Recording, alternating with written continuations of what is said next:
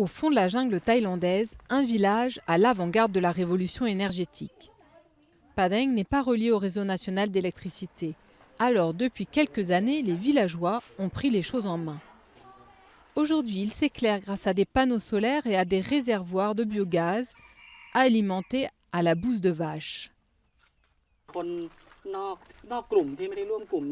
Au départ, les gens qui n'avaient pas rejoint le réseau ou qui n'avaient pas vu comment on faisait disaient qu'on était fou d'utiliser de la bouse de vache pour faire du gaz.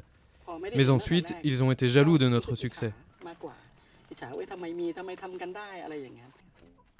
Posés dans de grands réservoirs, le fumier et les déchets se décomposent et créent du méthane, qui alimente notamment les petits poêles de cuisine des maisons.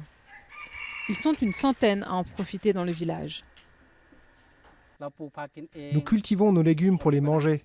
Nous avons notre propre électricité et nous dépendons de personne.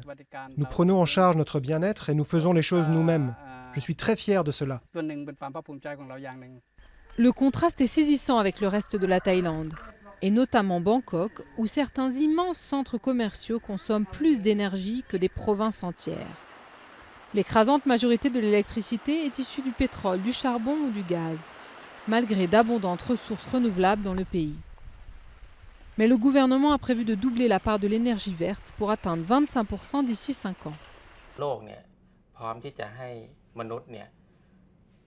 Le monde est prêt pour que l'homme produise immédiatement des énergies renouvelables, grâce au vent, au soleil, à la biomasse, au biogaz.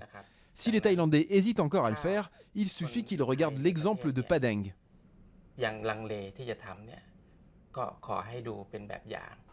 Les énergies vertes pourraient être un véritable secteur d'avenir dans le pays.